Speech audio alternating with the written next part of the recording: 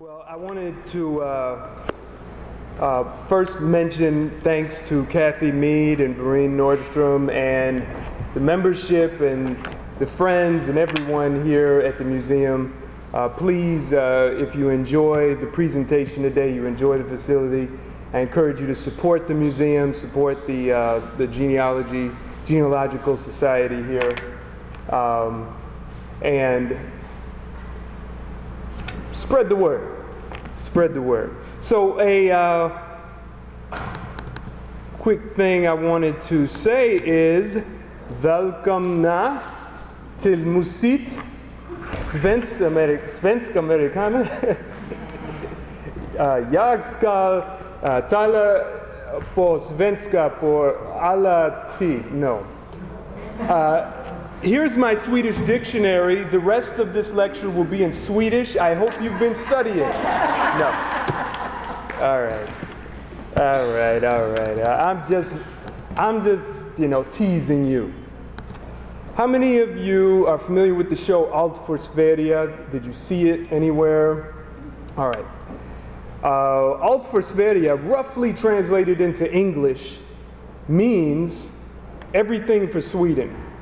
It awards 10 Americans of Swedish descent every year to visit and learn about Sweden and their lost ancestors. All expenses are paid, except when your baggage weight is over. And the 10 winners simply need to be themselves and permit cameras to follow them around while traveling in Sweden. Vereen, would you be able to just turn on one of the sides of lights? Because I think I might fall asleep. Right. All right, you just have to tell me what lights I'm turning on, because I've got Great.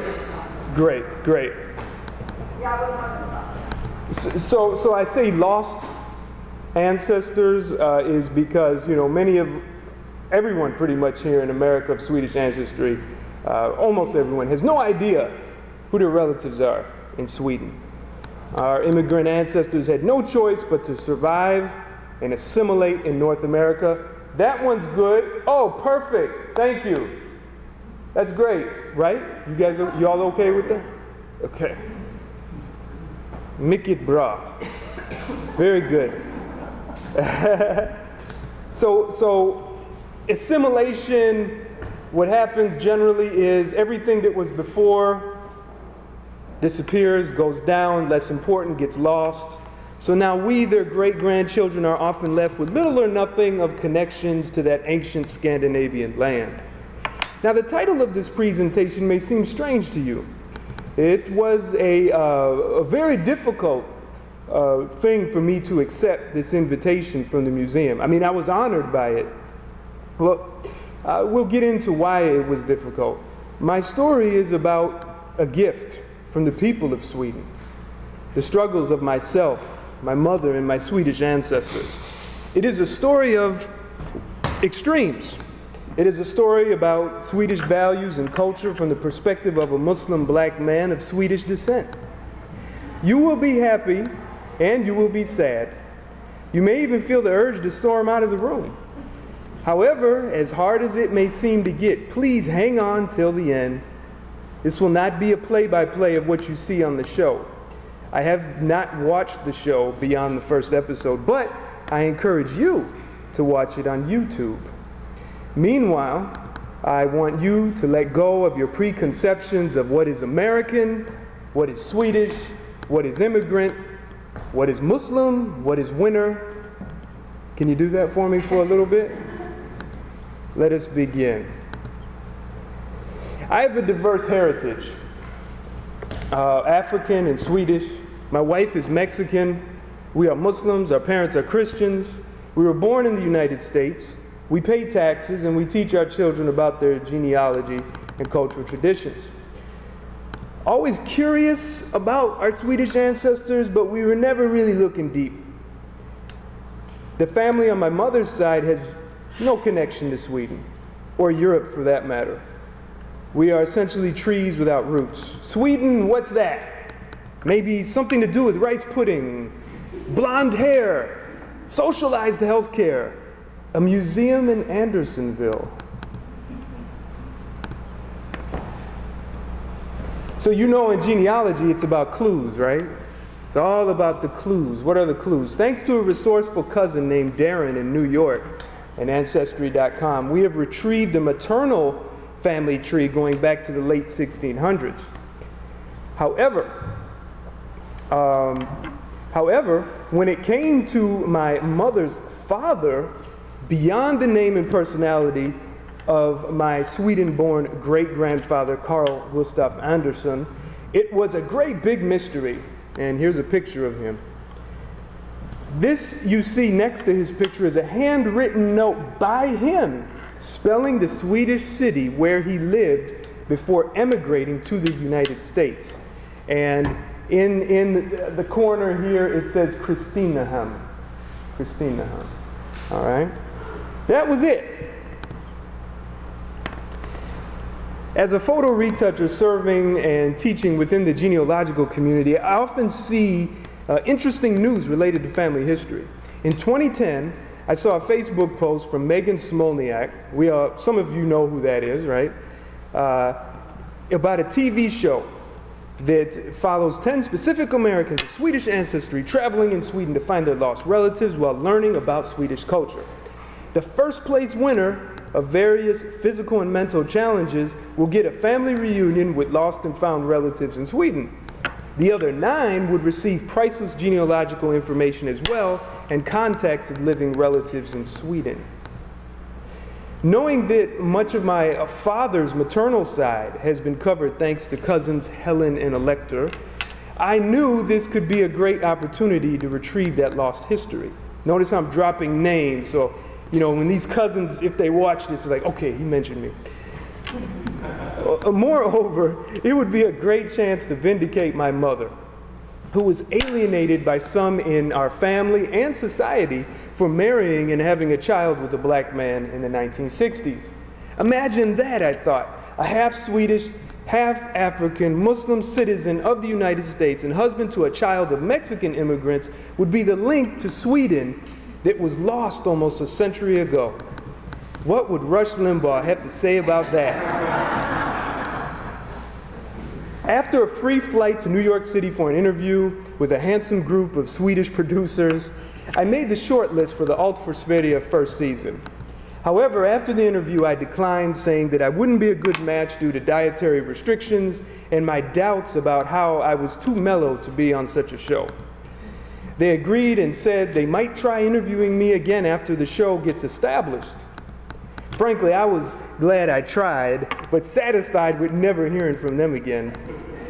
After the 2012 season, the second season, aired, I began receiving emails and phone calls from the show. I ignored them at first. Finally, after some urging from my wife, I replied and got back in the line of thousands of Swedish Americans to join Allt för Sverige. One thing led to another. A few weeks before the flight to Sweden, the Allt för Sverige camera crew filmed myself and my family members going about our lives. Here's a picture from a scene filmed at my favorite park, the Emily Oaks Nature Center. It's kind of cropped there a little bit, but that's okay. So I was on the show, you know, and they interviewed me. It was just full blast. You're in the show. I was the first of my mom's family to return to Sweden. I was excited and prepared. After 3 months of training my memory skills and increasing my endurance and strength, I was ready. Coming off of the airplane, I did a Michael Jackson moonwalk through the doors for the camera. After all 10 of us arrived, we were escorted to the waiting area, only to be surprised by those living relatives we were told about. I was very, very surprised to meet a long-lost relative named Anna Lee. I assumed she was related through my maternal grandmother's side. I rattled off some names from the family tree: Munson, Thallander. No, I think Andersson, she said. That seemed impossible. My mother's, as I told you, knew very little of Carl Gustaf Andersson's side. Could she be one of these relatives? Ironically, at the moment captured in this photo, I actually wanted to go home. I was angry. I felt my entire trip had been cursed. I was ready to insist they send me back home. Why? 20 minutes prior to this meeting, during introductions with the 9 other Swedish Americans, one of them refused to shake my hand. "You don't look Swedish," she sneered. "You don't belong here." So, as a man of African descent and a Muslim in America, I've heard this before countless times. Like many men such as myself, I've developed mechanisms to cope with and avoid such insults in people. Like many men such as myself, I've developed behaviors so as not to intimidate or frighten white people or non-Muslims. Good manners, cool head, moderation have been my tools. I thought, what an idiot I am. I traveled thousands of miles in a cramped aluminum tube away from work and my safe home just to be told I don't look Swedish and I don't belong here. Was this fool some part of their controversial soup that makes TV interesting? I mentioned this experience during an unaired interview. You may not understand why I was so devastated, and you may think, oh, get over it. That's fine. But if you grew up being called nigger, assumed you are not patriotic because of your curly hair or religion, and watched fellow people of African descent with darker skin constantly ridiculed and discriminated against by landlords, law enforcement, and media, you'd be pretty upset too. So, outside the airport, that nice Sweden air, I really began to see how Swedes really care about living within their means. From an entire airport garage lit by LED bulbs, to tremendous amounts of green space.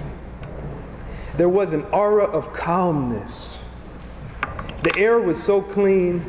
We were told we could drink the water. They were right. At times I wish I could just bottle it up and ship it home. Push-button toilets, efficient bedding. Everything was just good enough. Not glamorous, not cheap. Swedes looked laid back and relaxed. This was my style. Now, Sigtuna, the first town that we were at, is a 1,000-year-old town where the first king of Sweden was crowned. You could walk in the streets. There was very little speeding. Bikes and people of all ages just walked around. We slept 2 nights at a place called Lada. It's a bed and breakfast. Well, the others slept. I forsook sleeping pills and beer. So I spent many quiet hours listening to the different sounding animals, studying the Swedish language, a course that my wife sent with me. And I was perusing a wonderful little library in the bed and breakfast of history and comics in Swedish. Of course, I couldn't understand anything I was looking at, but I tried. Early morning exercising was crucial as I wanted to be in peak physical condition.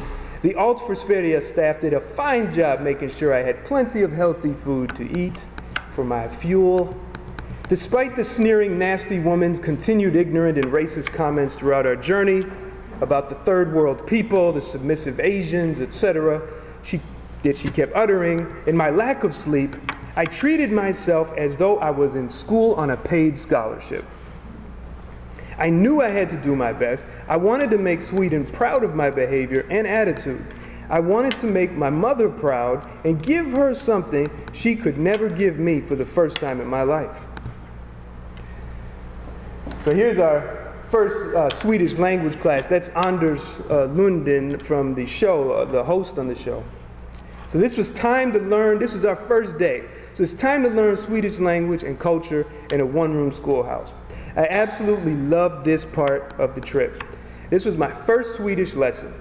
As you'll see on the exhibit table that we have over there, I took copious notes, and my notes are in the binder there if you want to look at them.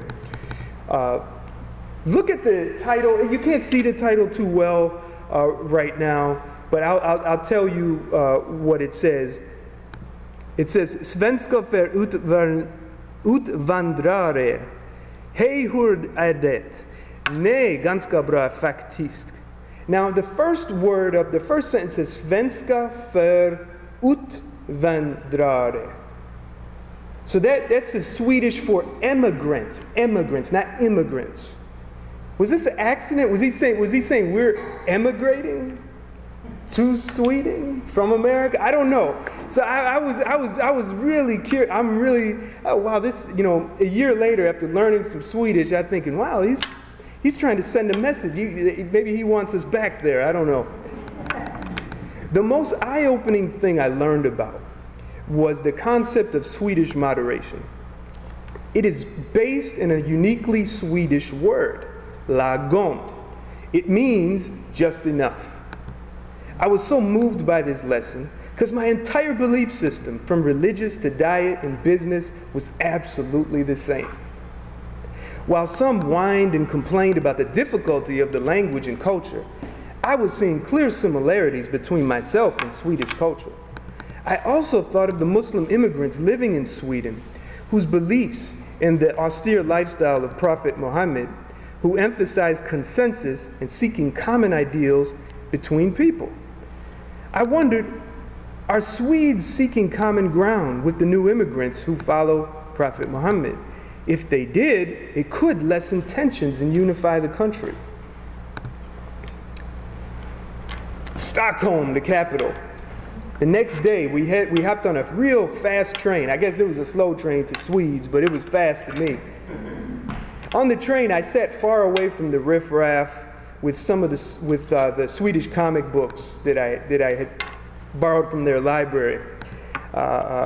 Keeping my mind cleared, I really had to keep it clear. It was very difficult at this time of, you know, you don't belong here. You don't look Swedish. I mean, these were so shocking and so unexpected.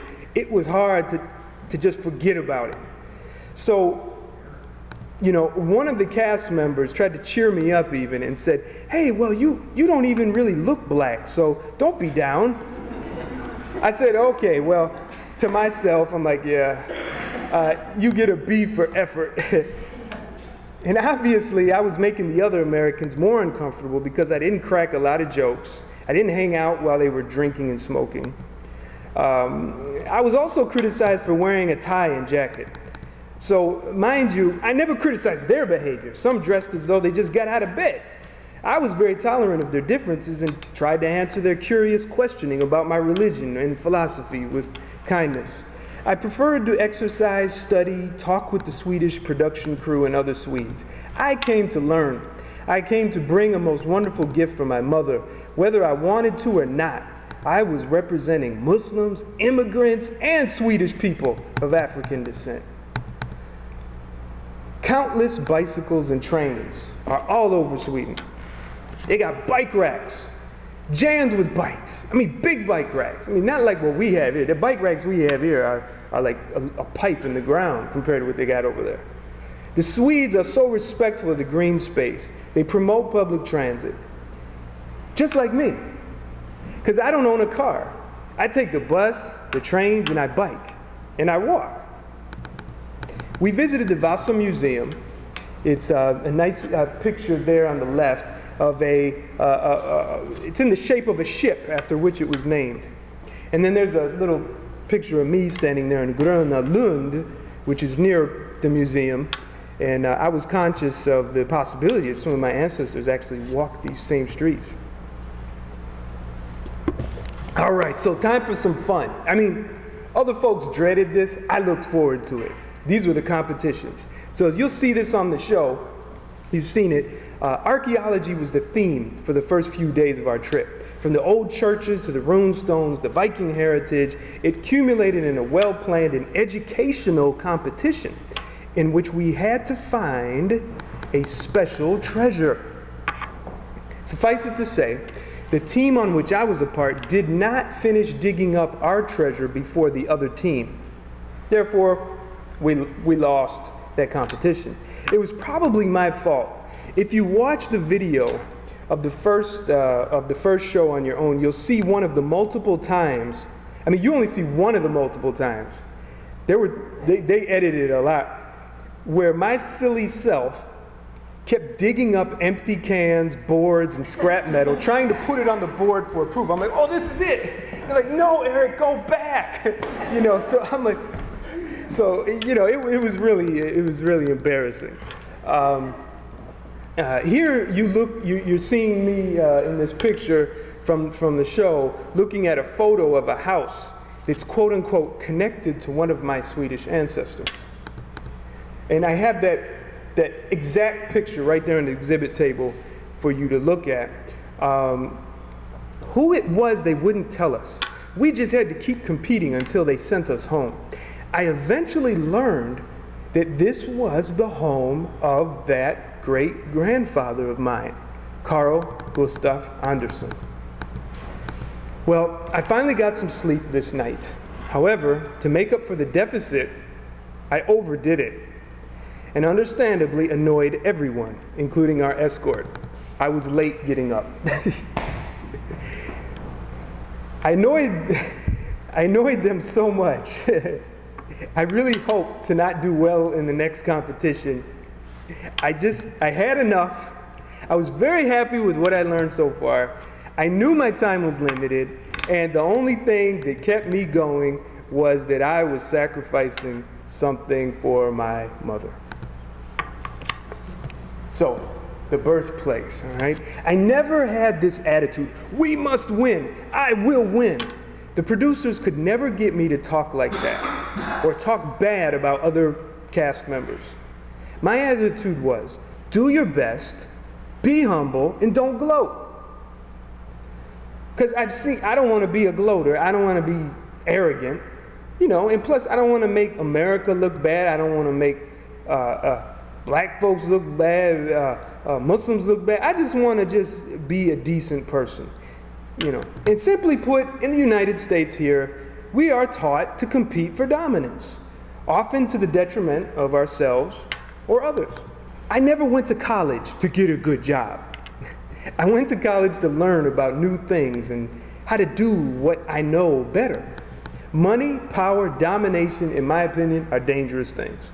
So, moderation, the middle road, has been my attitude. I always talked about this during interviews during our travels. I don't know if they ever aired any of them. As it was just not controversial and it wasn't full of gossip and slander.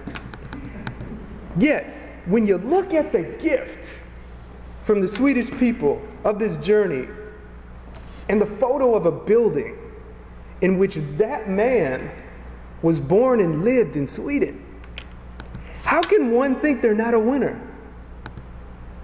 Really? First place, second place, ninth place, eighth place, you're a winner. Out of hundreds of thousands of Americans with Swedish ancestry, all 10 of us won a wonderful gift, the same gift. Some received a picture of a person, some received a picture of a building. These were things we would never have had if we were not one of the 10 that were chosen. All we had to do was be present in the class of Swedish culture and learn. Little house here, some farmland. This is in Söderköping. This is part of the Thorstorps Gård bed and breakfast. Like the previous bed and breakfast in Sigtuna, and I have brochures for those places in my binder if you want to look, you want to visit them, they're really nice. Like the previous one, this was another wonderful place to stay and relax. Prior to arriving in Söderköping, we stayed overnight in Linköping. And this was somewhat exciting to my mother when I called her because we had Linköping as the residence of my great-grandmother on her mother's side. Thalander. Munson. That would be Munson. Thalander came with the marriage. So I would get I was wondering, and she was wondering, would I get a special day to visit her old house or graveyard? Maybe, maybe not. I gotta say, my mind was on staying cool, staying sharp, and being physically and mentally fit to keep going. It was becoming more and more difficult each passing day. I knew I didn't fit in with the group, and after a long, sobering conversation with 2 Swedes who revealed to me their pain in dealing with discrimination and calling them nigger, I had to call on a higher power to keep me focused.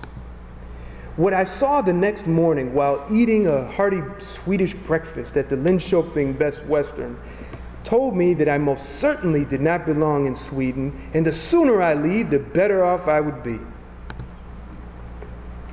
So Swedish humor is I put it in question because I don't believe in generalizations, but I saw it. It was there. I didn't look for it. It just popped up. This shocking cartoon on the right was in a weekly, and on the left was in a weekly newspaper throughout the area which we traveled in Sweden. On the right, you'll see a tar baby. Never before seen by me in the United States press, except in museums. To me, the one on the left demonstrated a seething resentment for non-white Swedes and immigrants, including the pressure on white Swedes to be politically correct. Both were on the same page in the newspaper. I wasn't looking for this stuff. Out of my desire to learn more about the land of my Swedish ancestors, I just made an effort to read whatever I could find. Two other American cast members with whom I was eating were equally shocked. We tried hopelessly to translate it. After showing it to one of the staff, I learned that it was quote-unquote right-wing racist garbage. Suffice it to say, the Swedish staff on Alt för Sverige with whom I did share it were very embarrassed and or unfortunately in denial. From these cartoons, I got a good feel of the problems with race and immigration within Sweden. To me, I was looking at a sick society. Moreover, traveling from one sick society with racism and ignorance here in the United States to another in Sweden was an absolute waste of energy. For a society known for neutrality and moderation, this was shameful, yet also a symptom of a problem that is begging for solutions. I was more than eager at this point to go home. I sensed danger for the voiceless, black-skinned, and other immigrants. I sensed there was no communication between white Swedes and non-white Swedes. I wondered if my living Swedish relatives thought that such cartoons were funny. Would I even want to know? This trip was looking more and more dreadful by the day. My stay here was not about surviving some contest to win a reunion with family. It was about surviving in the reality that half of who I am came from a country that would probably never accept me as I am. It may not be much better in America, I thought, but at least I have a home and family there. Regardless, I felt like I was away in a war or exchange student program, and I had to pay this price to redeem my mother and bring her a gift. So I'll translate this for you, because I know enough now to roughly translate. The one on the left says, "Ja, jag är blond I blå och född I Sverige av svenska föräldrar." So, yeah, I'm blonde, I'm blue-eyed, I was born in Sweden, I have Swedish ancestors. And the other person says, "Jävla racist." Oh, you're such a racist. You know, and it's not racist to say you're blonde, blue-eyed, you're born in Sweden. I mean, you know, that's beautiful. But it's talking about the resentment of the pressure. And this happens when there's communication breakdowns. If you're married, you have a spouse, and sometimes you resent your spouse, and typically it's rooted in lack of communication. The one on the right, okay, Laglångrupper, is the lower class workers. And that's a overweight, you know, white woman with a broomstick in the rear end of a black tar baby with a bone tied in his hair, mopping the floor. You know, in sexual humiliation of this type, like I said, I've seen it in museums, but never ever seen it even in the most right-wing press here in the United States. It was very shocking. That's not right. That's not right. That's not right. And it affected me tremendously. Now, etiquette. Again, I pardon the lighting. That's Anders Lundin taking off his shoes at the Thorstorp Gård bed and breakfast, and that's us eating dinner outside. As part of the official culture of Sweden, outside of tasteless editorial cartoons, the show took us to a farm where we learned some great things about making horseshoes, quilting, and other activities. I have part of my quilt there. Yeah, it's pretty embarrassing too. This was part of our ancestors' daily life. This is what we were told. We also went shopping for groceries to have a meal with the host, Anders. A group of us cast members even pitched in for a thank you card for the owners of the Thorstorp Guard. The previous day, the same sneering racist cast member who insulted me told the owners how bad their bed and breakfast was. Dinner was a fantastic experience because Anders took us through all the typical Swedish etiquette for home and dining. Just like his Swedish class the other day, I was elated to learn that so many of the customs I practiced at home, and the same things I practice at home as part of my culture, my religion, is a Swedish custom. You see, here he's removing his shoes. It's what you do. We do that at our house. As the guest to our bed and breakfast, he brought gifts to the house. We do that, my family and I. He went on and on. I took notes and notes. They're at the table. However, if I was, I knew when I took the notes, I might be tested on this stuff, so I'd have to be able to recall it. So I knew I had to take notes just to be able to compete and to try to make it. I was never tested on those things, though. At night and the next morning, I would study my notes after working out. I found myself in love with this country and hating it. Like I said, so many extremes. Even the weather was hot or cold. In the shade, I was shivering. In the sun, I was sweating. Because there's hardly any humidity there. It's just hot or cold. The next morning was the last at Thorstorp Guard bed and breakfast. This sealed my fate as an angry, despised, and the least popular cast member of all 3 seasons. From hate email after the show's airing to my temporary shutdown of all things Swedish later that year. And what I mean shutdown of all things Swedish was for me. I got to a point where I said, I will make myself forget this. If I could take a knife or fork and cut it out of my brain so that I never experienced it, that's how bad it got. Only the unaired portions, this whole thing was videoed, would contain the full truth.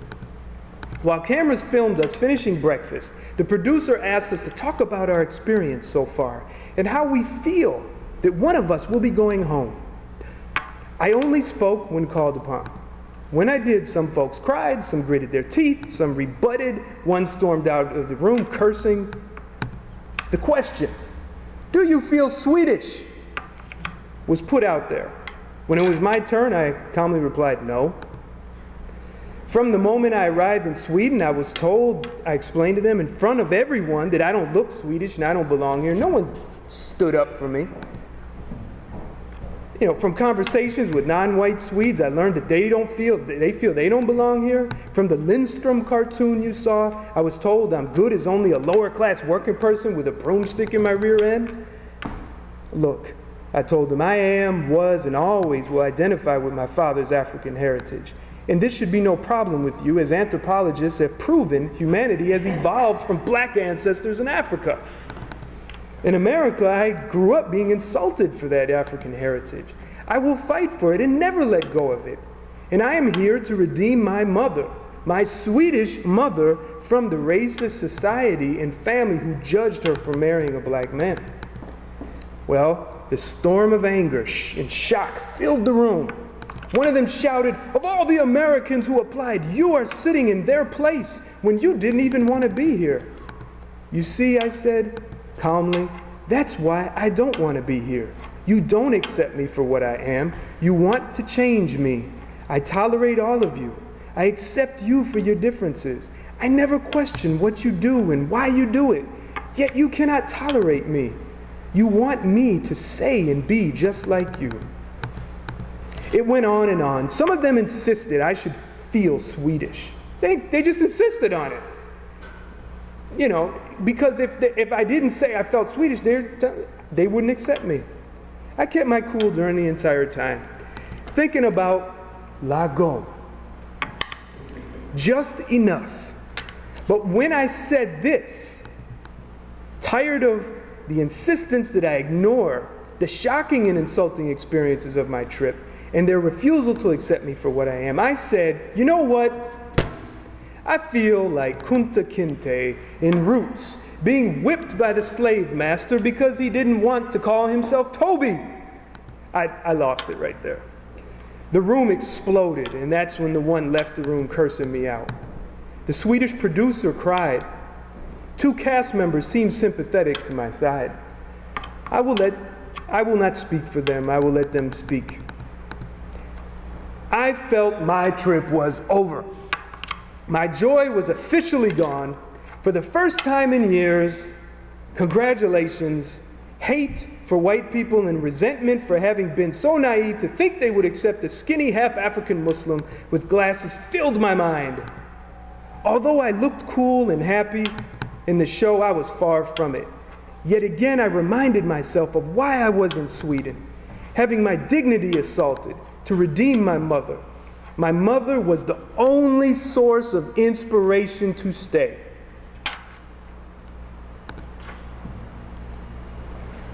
Now you're going to see, it's like, wow, this man is manic, depressive. I'm not, but stick with me. Stick with me. I have to tell you all,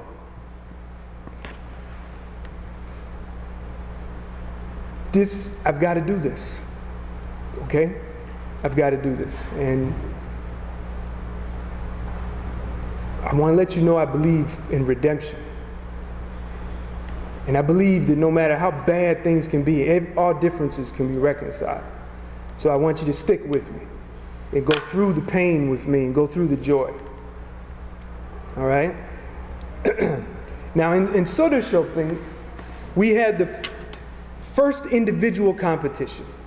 We had 30 minutes to learn all we could about Swedish children's book characters. It was fantastic. As an artist who indulges in comic books and children's stories, I was so grateful to have such an opportunity. I would also get to flex those newly acquired memory skills. Like the previous competition, I forgot all about the pain and misery of the journey. I was really happy. Here, I was engaging in a fun, well-planned, and challenging activity. For some, it was dreadful. I loved it. After this, I thought I would be more than glad to go home. It didn't quite work out that way. I came in second place. I wasn't exactly thrilled when I realized I would need to stay another few days. Yote ingenjör. That means Yote is the name of a canal. Ingenjör is an engineer, a worker. The next few days focused on the Yote Canal. It's a long canal. Check it out. Months later, after the show's airing and contact with our new relatives was allowed, we discovered my ancestor, a Swedish soldier named Anders Wall, born in 1793, worked as one of the thousands of people, tens of thousands of people, hired to construct this massive project. During this clever contest, we had to build a miniature canal to float a ball into a bucket. Here, I got to use my physical training. I couldn't wait to work with those big buckets of water. All my martial arts injuries were healed. My head was clear. Unfortunately, the construction of our canal had a lot of leaks, which was not part of my job. I tried to encourage our team members to be positive and look at the good that will come from doing an individual competition.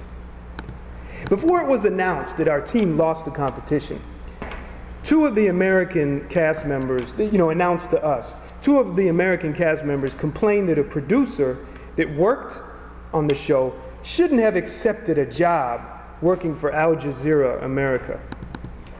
Well, I argued that she made a good career move because, I found that their programming was actually quite good and that she'd have a nice job with good security. They scoffed. Knowing that I'm a Muslim, one of them began to rant about how he hated religion and blamed every war he could think of that was caused by religion, specifically attaching it to those who are Muslim. Then he shouted at me for being late after I changed out of my wet clothing, which I discovered later I wasn't supposed to do. They actually wanted to film us in our wet clothing. And I'm like, I just want to put on some pants, you know. I stood up for myself, saying I don't appreciate being yelled at. He later apologized, but the bullying continued the next day. Now, Yote Canal. So here we are on the canal. Those are snapshots from this show that my son made for me. With the exception of piloting Captain Frederick's boat and learning some Swedish from the production crew, Ida, Thomas, and Sebastian, I really felt unsafe and unliked. At this point, I was on high alert. I knew anything I would say could be misconstrued. When the bully wasn't satisfied sticking it to me about my lack of desire and money to return to Sweden, because they all said, oh yeah, I'm coming back. And me, I was like, I'm not coming back. He continued on the boat. Don't your children deserve to be here? You know, I'm like, all right, whatever, I'm going to ignore you. No, I thought to myself, why would I want to bring them to a country that considers people of African descent as lower class people that could be sexually assaulted and identify with people like you? Believe me, I was happy and miserable. You know, here I am in my head generalizing and being out there, but like I said, it's been a process. So the real engineering of the Yote Canal, there's a map, and there's the real canal. I mean, look at those locks. There's 4 locks that go up the elevation. So regardless of the little bits of negativity, I found this canal and the locks fascinating. I forgot to pack my hat, and I got a nice burn on my half-Swedish head. I enjoyed speaking with the captain and his father. It was a memorable event. We ended at Berensborg and spent a night at a bed and breakfast. Berensborg bed and breakfast. So here we come. After a day-long journey, well, let me just translate that. Sveriges nationaldag på Motala. So that's the Swedish National Day in Motala, the city. Swedish National Day. And when you watch the show and you look it up, you see that this is like a 4th of July type thing for Swedes. After a day-long journey from Berensborg west, we ended up in Motala. This was the city I needed to see. I saw so much diversity and many personalities. It was my first real chance to walk the streets alone, albeit on guard for possible skinheads. Believe me, I was paranoid, okay? I didn't know where I was, so, and there were no skinheads there, and I don't think there are any, but this is what was going through my mind. And the greatest thing is there were so many Swedes that looked just like me. One of the producers noticed my enthusiasm with the children's literature competition and actually gave me a gift of email and Pippi Longstocking books. She says, I want you to make children's books. Like you said you want to. And she was so nice. I don't think she bought any gifts like that for anybody. These were hardcover books too. They weren't cheap. So, I told her I wanted to write, I was inspired to write children's books for Swedish children from a multicultural perspective. When I came to Sweden, I had 3 big wish list items. Number 1, visit Stockholm. Done. Number 2, stay with Sami people, the so-called Laplanders, and wear traditional folk clothing from the region of my ancestors. So I got to Stockholm, and then the next morning, they brought us to a room in the hotel with some beautiful traditional Swedish clothing. One of them had my name. As you will see in the video when you watch it, if you watch it, mine was the only one with a necktie, and you can kind of see it there. And I was, like, why are you wearing a tie all the time? Why are you wearing a suit all the time? I'm just like, man, you know what? I'm sick of you people. Just shut up. I dress the way I dress. Accept it. I guess they'd want me to walk there with my pants hanging down and a hat backwards, or something. I don't know, with my shirt off. I don't know. But I just got to say, what a gift for you to go to Sweden and for someone to find traditional folk clothing from your förfäder, your ancestors, and then say, here, wear it for a day. You can't dream up something like that if you care about your family history. The main outfit that you'll see in my children's book, Ness the Giant, you'll see he's wearing what I was wearing. So, anyways, at the Central Park in Motala, I learned more about Swedish culture that intrigued me more than ever. Time and again, I found striking similarities between my attitudes and lifestyle. Again, I learned that Swedish mores don't dictate who or what is a winner, who or what is first place. Lagom. Enough is good enough. Second place. Oh, he came in second place. Oh, great. Oh, he came in first place. Oh, great. He came in last place. Oh, great. They're just so laid back, and it's not uptight over there. You'll see Anders' notes. I said, Anders, can I have your notes? He said, oh, sure, have it. So after he did his thing with us, which is on the show, I actually have his notes typed up in my binder there. Now, I believe one of my interviews discussing this similarity in this lagom was aired on the show, and it was really nice, I believe. And I actually sought out the producer. I said, look, man, I got it. You got to interview me. I got so much to say. I see so many parallels. I want to share this, and maybe it'll help Swedes get along with each other, because that's what I'd like to see. I don't want to see people feeling like they got to make these awful cartoons. So dressed up in our traditional clothing, we joined the Swedish National Day Parade through the park. I enjoyed listening to the people talk and perform. A lot of the others were just talking with each other. But I was like, man, I don't want to hear their talk and their gossip and their American English. I want to hear these Swedes talk. I didn't know what they were saying. I think I understood ok, but that was it. Yeah. And I think I heard one time. We have a little time, so I'm going to tell you this story. This is a hilarious story. Before Anders interviews us, I see this Muslim family, and one of the mothers got traditional hijab, not a veil, but just a head covering, and babies in the stroller. And I'm like, man, I got to talk to these people. And I knew, they're probably not going to know any English. They probably know Swedish and Arabic. So I knew I could greet them in Arabic because I know how to greet in Arabic. And so I did, and we roughly, found out, they're from Iraq, and and they're so, I gotta say, I don't know why it is. I won't get into it, but them and some other Muslims I met is so laid back. I mean, a lot of the Muslims here are uptight. I just gotta say they're uptight, just like Americans. I mean, it's just part of the culture, And it was just really interesting to try to talk with them. And then I had to go. And they're like, oh, come on, Eric, you got to go. And I said, hey, watch me on SVTV. And they're like, SVTV? We're trying to... It was funny. But I just felt like, wow, this is nice. So after we're done and we do the interview, we're eating green cake. I'm with one of the producers.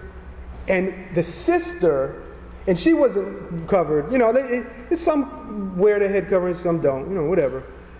She came over and with her phone to me and said, excuse me, nummer?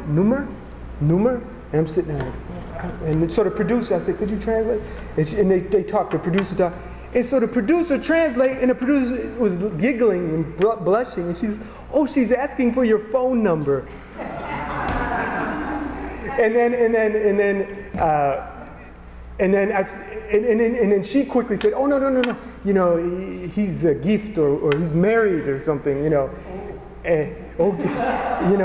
he's married, And she was so sorry, and she ran off. I mean, I felt so bad. But I had to say, I've been with a lot of Muslims from different cultures, American Muslims too, who are, you know, they said, oh, I like Islam, I'm gonna convert, whatever. White American, black American. I've worked with them doing things too. Never has a Muslim woman asked me for my phone number in America. So I said, man, in Sweden, these people are laid back. I like this place. I love this place, you know. Because they would think something, man, I don't want to go. I gotta go. I don't want to go. It's not that, oh, I'm looking for another wife. It ain't like that, okay? I believe in monogamy, okay? But Muslims can have more than one wife. Mormons can have more. I don't do that. Sorry. I don't wear a beard. I don't take on other wives, but I'm a Muslim. Anyways, let's move on. I just got to tell you that story. 9th place. So here's me in the factory in my traditional clothing with Anders tapping my back saying, hey, man, what's wrong with you, man? How'd you mess up on this competition? I'll explain it to you. The Mutala Boat Factory Math Contest. That's what I call it. You can see it on the show. Was the end of my run on this show.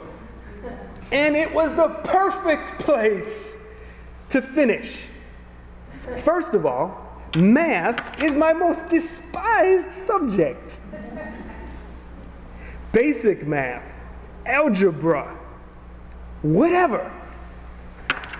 Don't bother me with it. That's right. She knows. But I tried my best. For me to lose a game, a contest that had to do with memory, physical prowess, I would be disappointed in myself. But this was a true struggle for which I could have never prepared. I mean, I was throwing darts at home, you know? And I heard, is it true that they had a dart throwing competition later on in the show? I don't know. Some of y'all, I heard some people say, well, Eric, after you left the show, I couldn't watch anymore. So I'm like, oh, wow, okay, thank you. Yeah. So anyways, I did this all for my mom. I knew she would be proud. I finally sacrificed something for her that she could never do for me. A woman that gave her soul to raise me by herself. I mean, sacrificed everything. I don't even sacrifice like my mother did for my children, okay? I believe in spending some money on myself. My mother did not believe that. She took the money she would spend on herself and she spent it on me. So I could come to her with something she never dreamed of. Upon leaving this old factory, I said my goodbyes and calmly told some of the people who bullied and insulted me that they were wrong.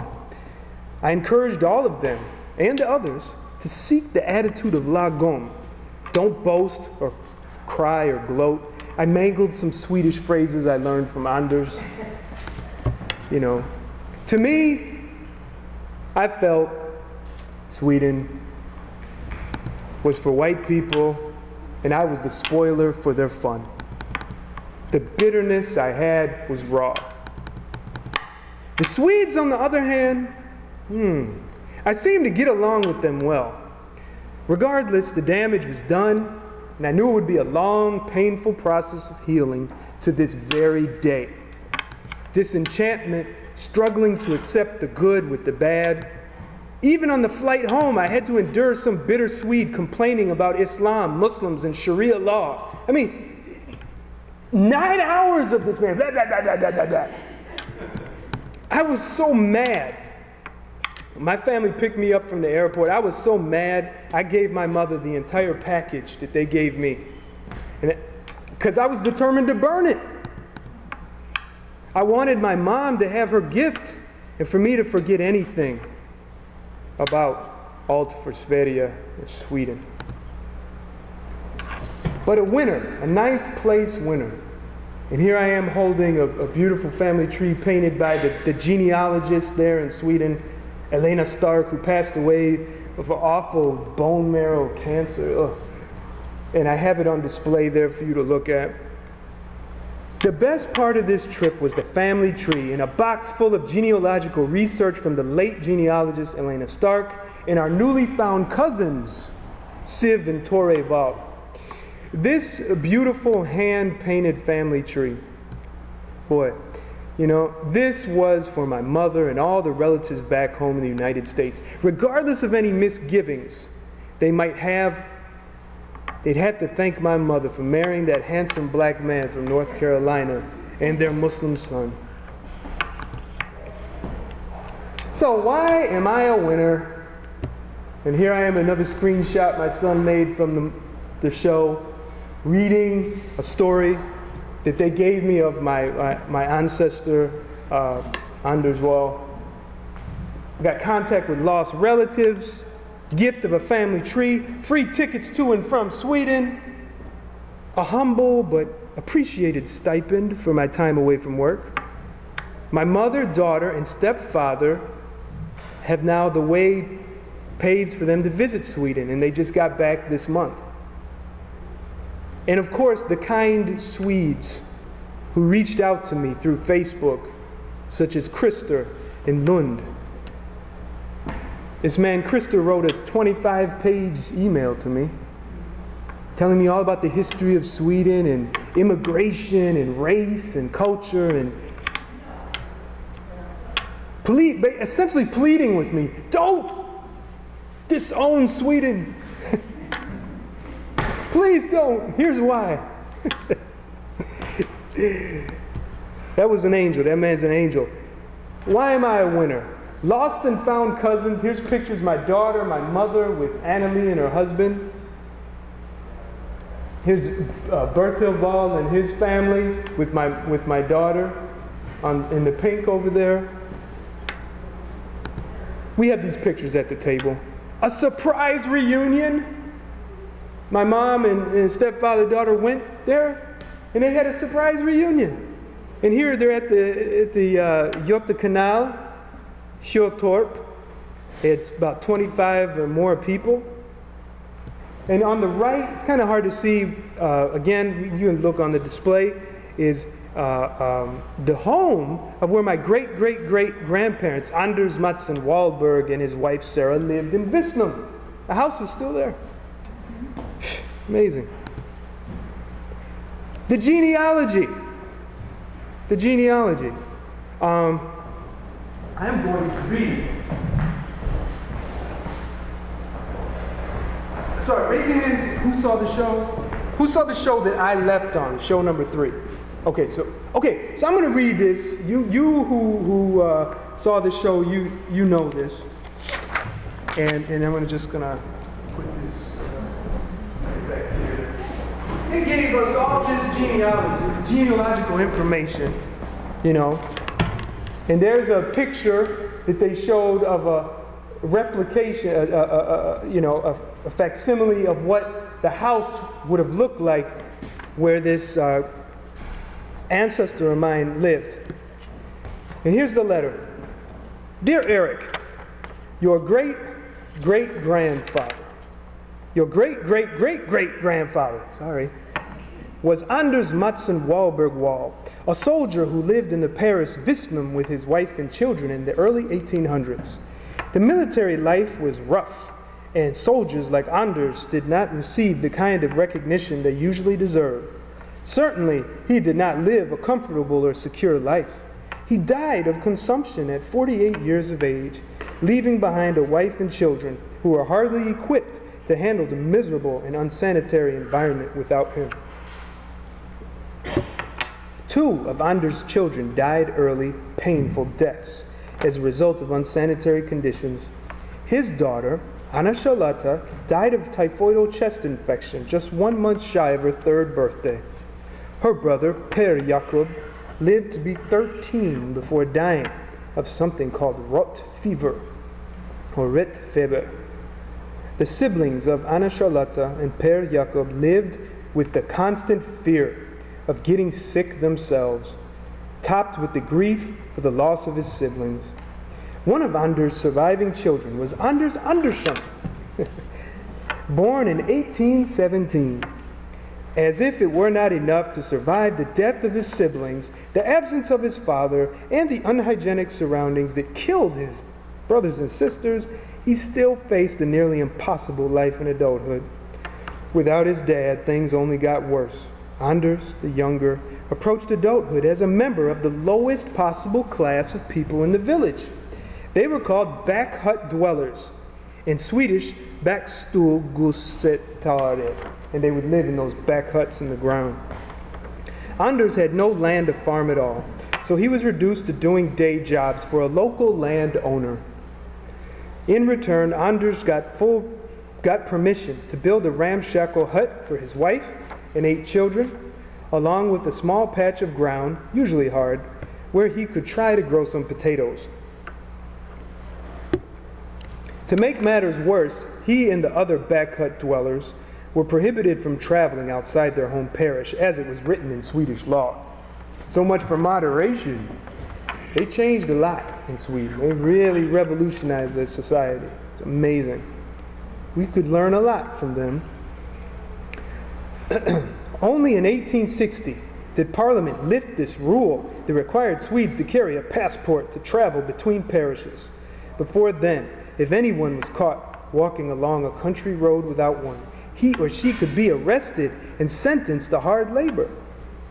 The least wealthy were the most vulnerable to this crime. Before 1847, each individual parish was responsible for its own poor. Anders was 30 years old at the time. Moving up that tenancy ladder was a steep climb, but ultimately he prevailed. By the time he died, he had risen from being a back hut dweller to the level of tenant farmer, or torpare. The strength he displayed should never be forgotten in your family history. Anders Andersson's son was also named Anders Andersson. Of course, we should know that. This third Anders in your family benefited from and followed his father's example. He became a construction worker.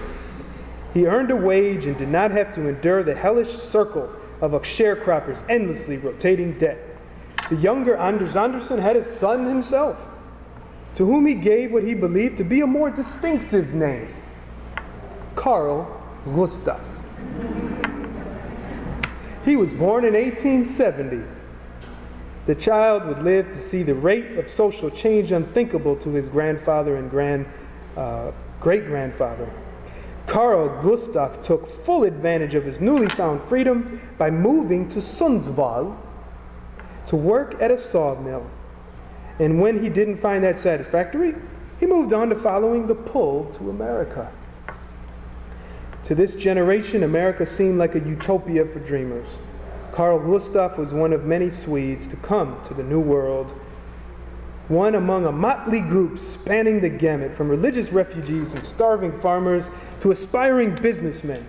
In America, Carl Gustaf met and married Sigrid Bengtsson, and they had a son, Frank Gideon Andersson. He was your mother's father, or your morfar. And by the way, Sundsvall, you'll find that in Nuss the Giant. Sawmill, you'll find that in Nuss the Giant, my children's book. And that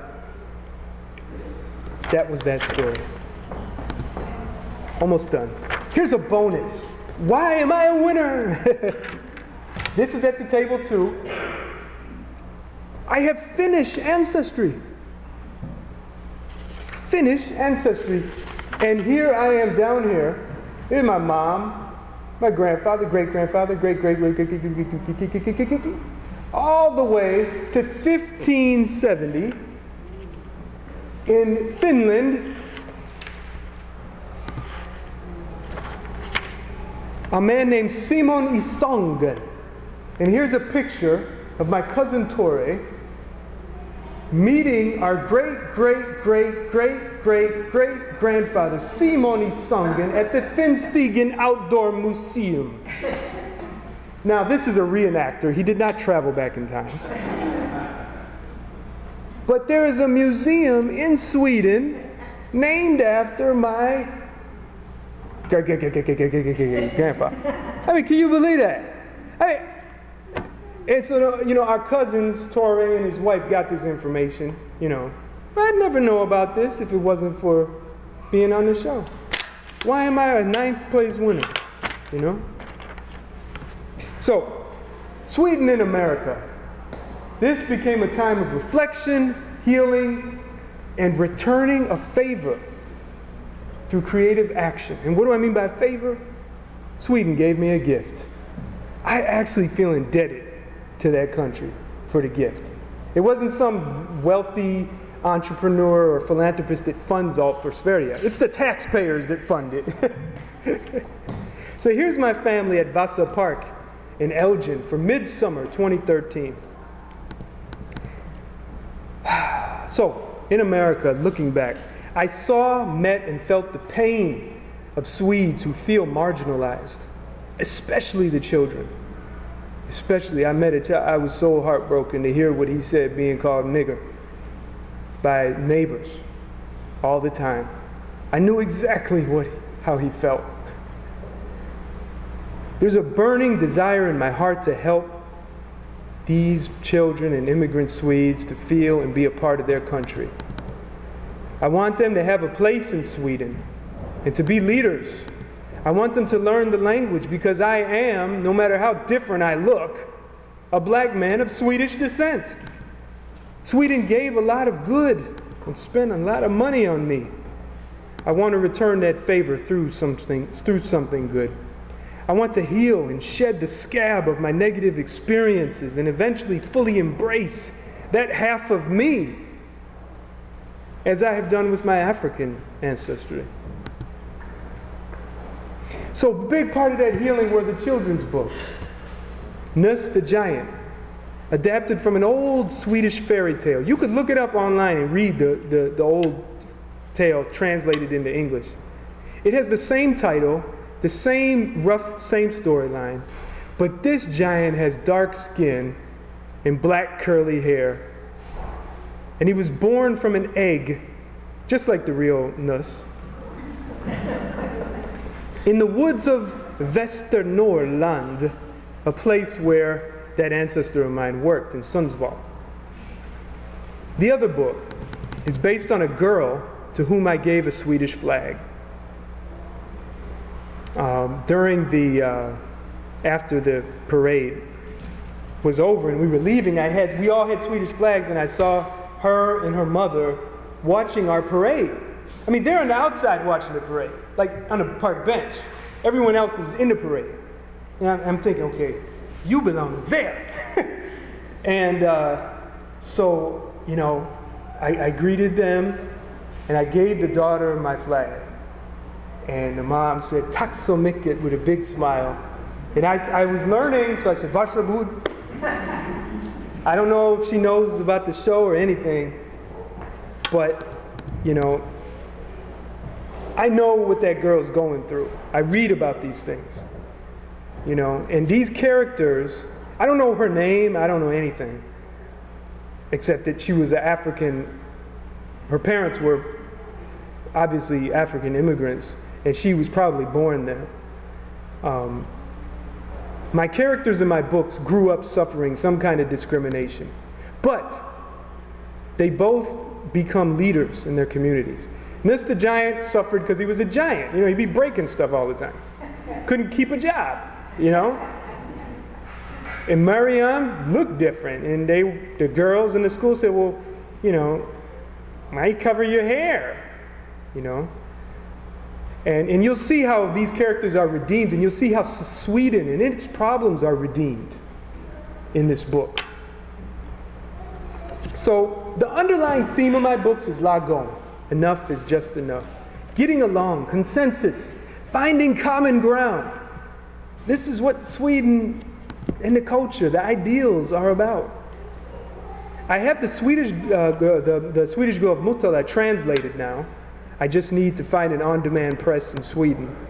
I'm working on Nuts the Giant when I finally get the money. Maybe these books can be the antithesis of those shameful cartoons. Maybe I can be just some little part of the solution to the problems that are tearing that country's political structure apart as we speak. Elections are next month, and it's awful what's going on there right now. I'm ashamed. I'm sad. So what's next? Who is this guy? It's not me. What's next? I don't know. I'm not sure right now. But I've taken 2 semesters of Swedish classes at North Park University with my mom. We had a nice professor, Sven Olaf Pettersson. And I personally have been studying Swedish almost daily, at least 10 minutes a day. Better than nothing, as I say. It's like it takes me about 2 months to get through 1 chapter in my workbook, okay? But I am working on an ambitious children's book about a real historical figure that a friend of mine told me about. And that's his picture. His name is Adolf Ludwig Gustav Fredrik Baden. He was born in 1747. He passed away in 1822. He worked as a noble. He was a noble in the court of the Swedish queen. And a trusted diarist. He did everything there. And he was very wealthy when he died. He owned a lot of land. When the queen died, she had trusted him so much. She had loved him so much. She gave him the keys to her diary and said, "When I die, burn them and don't let my children read them." He was her proof to Sweden that black people could do just as well as white people. He was given as a gift, as a slave to her. So she said, "Oh, so you say these blacks can't learn? All right, they're savages. Let's see. She gave him the same education her own children got. And she let him address her as you, and the children as you, not, in the third person. Can we, or, And he was the best at chess, at everything. He was very organized. So I looked him up. University of Uppsala has one of his diaries. I ordered it. They emailed it. I could download the file. So I have his diary. That's a page from his diary. Of course, it's in Swedish. So I've got a lot on my plate as far as he goes. But he is my big, ambitious project. I don't know what kind of children's book. I'm still vacillating between young, that real little, or young readers. I don't know. Beatrix Potter style. I'm still playing with things. Generally, it boils down to money and time. And these children's books, you don't make money from these things. At least I don't. But the question people may ask, do I feel Swedish? Do I look Swedish? Do I belong in Sweden? Maybe, maybe not. At least I'm not telling you no. I'm not telling you, oh, yeah. It's not in my heart right now. But I'm working on it. Regardless, I'm a winner. My Swedish mother, so come on up, Mom. My Swedish mother is proud of me. She's very happy. And your Swedish family loves you, all 30 of them. She was there. They saw you on the telly. On the telly. So it really doesn't matter what anyone says or thinks, right? So as we said in Sunday school, in church when I was growing up, so I've got a little light, and I'm going to make it shine. So that's it. Thank you.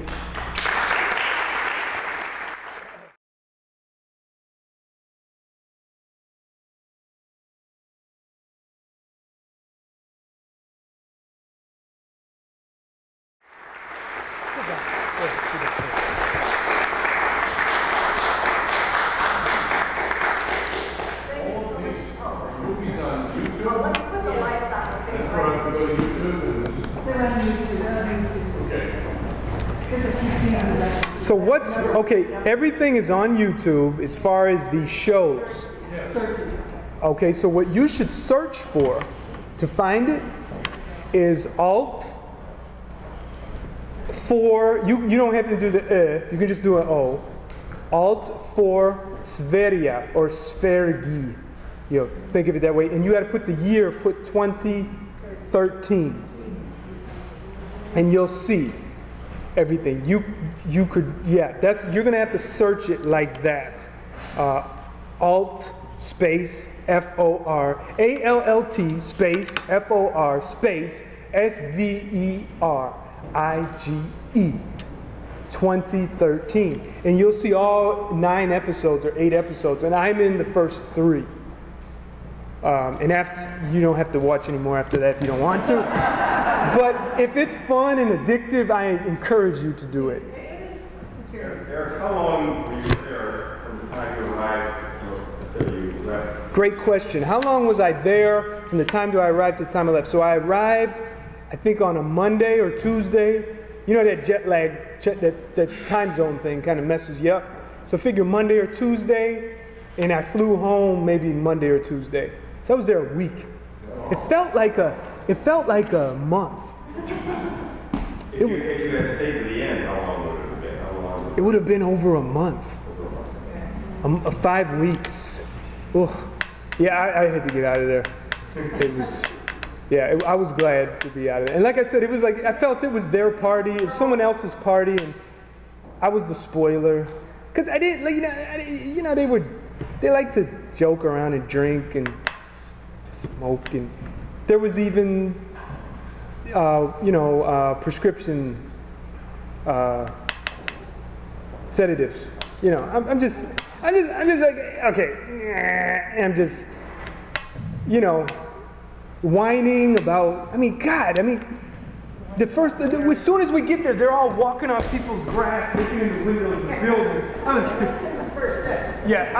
You just don't see me doing what other people are doing. It's just not my style. I'm like, I'm a guest in this country. Oh, just be yourself, Eric, be yourself. Okay, that's myself. One of our cousins, the one who was so kind, he went with us everywhere as a translator, he and his family. His name is Birthplace. And he said when he saw Eric on the show, he really identified with him. Because he's not the kind of person who gets in front of the crowd. He stands in the back. And he said, when he said his farewell, and the show really ended it nice. It's, there's a hint of stuff, and you see a little bit of discomfort there, but it was really well done because they included some of the good things he said. So Bertil said when he heard what he said at the final, he knew, they were very much alike. So, and they were wonderful people. Everybody I met in Sweden was, there were the farm people. People still lived. It was such a countryside. Yeah. People still live there. They fix up the houses a little nicer, but that's a very country life. Yeah. Sometimes they work at the paper factory, but so there were those people, and then there were the professional younger ones who spoke English really well, and, who had worked at bigger companies. And you'll see here, I have one cousin who restored a church and turned it into a hotel, and she made so much candy. So it was just, and I wish Eric lived with us, and I hope that the time will come when we're already because, you know, it was a very, it wakes me up still. I mean, when I wake up in the morning, sometimes I'm still there. Yeah, that's amazing. Any other questions or? I have a comment. You have a comment, yes. One of my Swedish friends told me, Ingela Martin was in Göteborg, said that they rented the men's costumes from her, that she made them. So, Oh, yeah. Wow. Yeah. Okay. That is really cool. It's sort of cool that she mentioned it. I know one of them. That's great. Wow, because I really want to get it. I want to get that. I want to order it. You could probably make one. I want to, yeah, exactly. I will save up some money. She speaks incredible English, so you don't have to worry about that. But she'd Well, be impressed by any Swedish she ever. Yeah, absolute. She's really, really, really a nice lady. She's shown me around Göteborg. Well, could email me her contact or here, whatever. Yeah, it'd be great. I'd love it. Any other? I want to let you all know that this was real hard and it's embarrassing. I'm talking about race and politics, and in Sweden, they just don't talk about that, and it can be a problem. You know, here we're okay with it, but still it can be offensive. It can rub people the wrong way, and you know, I don't want to offend anyone. I want you all to understand that I do not think I do not suffer from any kind of bigotry or prejudice. I've got it. I can't help it. But I can admit it and work on it, you know. And that's why I always strive to seek common ground. I've always in my entire life, and I guess it's that Swedish ancestry I got. It's just, to me, it's just so amazing to go to Sweden and to learn these things and to see people behave the way they behave and say, wow, man, I can relate to this. You know, that whole Scandinavian range is just unique. You know, the Norwegians, the Swedes, the Danish, you know, and the Finns. You know, it's just, I may go back one day. I certainly can't now. It's just, I don't have no money. But It's an expensive country. it's expensive to go, expensive to travel, right? Okay. You know. I'm saving up for a trip. You know what I'm thinking? I'm thinking I'll just save my money, and when I go, I won't come back.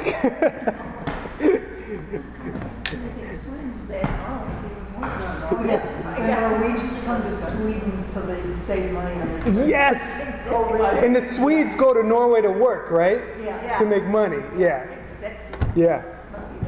Yeah, because they don't have the oil in Sweden. They don't have the oil. The Norwegians got the oil. Yeah. You know? But one of the things with Norway is government kept it and the citizens get allotments. Government nationalized the oil. Yeah, I agree. I think. And it also set aside amounts to help undeveloped countries. Yep. They gotta keep that goodwill going. Yeah. So there's a big. If I had my way, you know, I would love to have my books in Swedish and over there, because you know, the children need to see themselves in the culture. You know, that's important. You know, and they do. There's cartoons, children's shows, and books, but you know, we got to get a communication going on, and it's hard because the Swedish modesty is. I mean, modesty. Okay, people say, "Wow, the men are modest." I see them running around without shirts all the time. But there's okay. Well, then maybe not modest like that, but just go look at the bathrooms. Like, we have stalls in America with a gap. You know, someone could crawl under there and, ooh, how you doing? But in Sweden, they're just closed. Everything is closed. Everything is private. You know, and even in the bed and breakfast we were at, everything was modest in you know, small. Even the ironing boards were so small. I never saw such small ironing boards. I had great difficulty pressing my clothes. I'm like, man, these Swedes, they don't iron clothes. That just got to be the thing, you know. It's like I found some iron, it was all falling apart. I'm like, well, I guess, you know.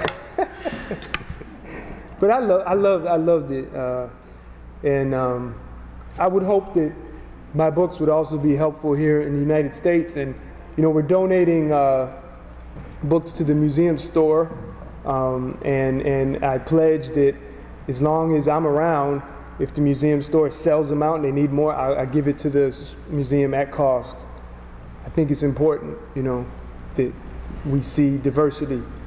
Because that's what Sweden is. Sweden is not this blonde and blue-eyed, even white, pale skin. Still, you got brown hair. You know, I've seen blonde there. I've seen lightning blonde. It was striking. It was like, I couldn't help but stare, you know. The whole family, the children, the dad, the mom was like, wow, you're like, you're white.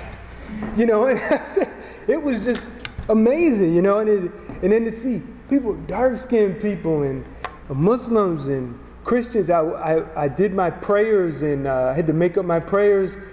In the restaurant, some Iranian Christians let me do my prayers in the back of their restaurant. Iranian Christians, immigrants. I thought that was so cool. Kurdish Iranian, sorry. I mean, that was amazing. I mean, it was just, man, and I got hooked on seltzer water and rye crisps and knekkebrød, knekkebrød, yeah. And I was so happy to find flaxseed everywhere I went, you know, because you get those omega-3 fatty acids. And, you know, I wasn't eating fish. Now I eat fish a couple times a week.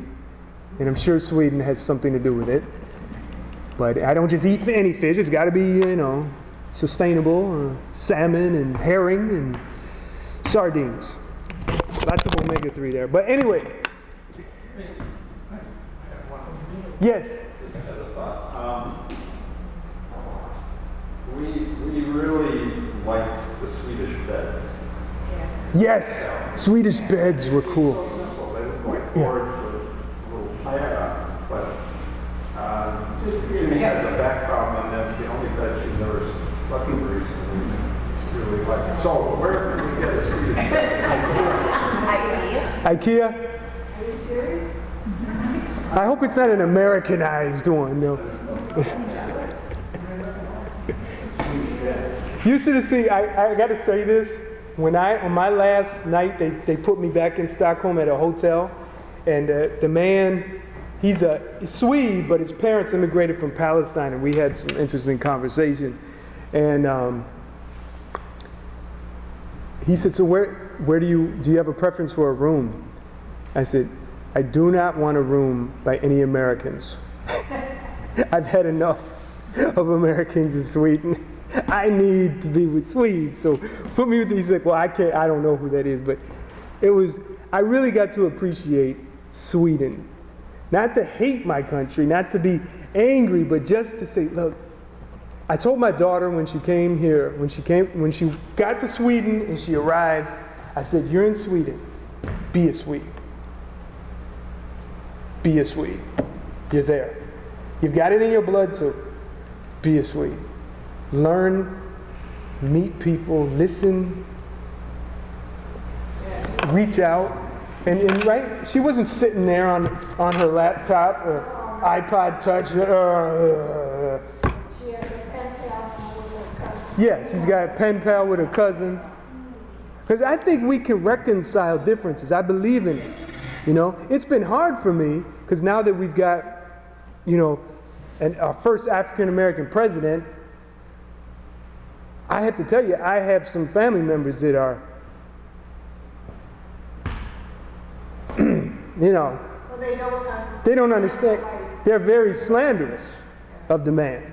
And maybe because Rush Limbaugh tells them to be that way. But, you know, it's been difficult for me to keep from splitting from my family. So you're looking at a process for me personally of trying to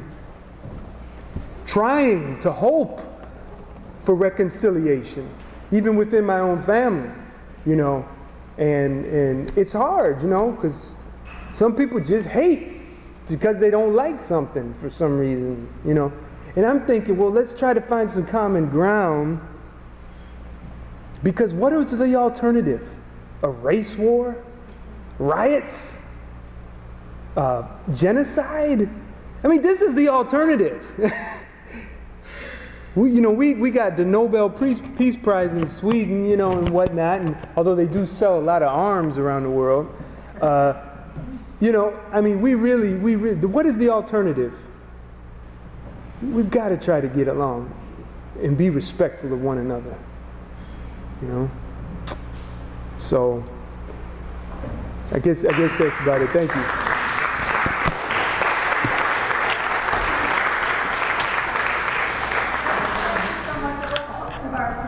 Tack så mycket. Yeah, and I hope you and your family come to some of the Swedish events here. So maybe I'm not feeling Swedish. You can come a little bit more toward the yes, maybe I will be. Pretty great.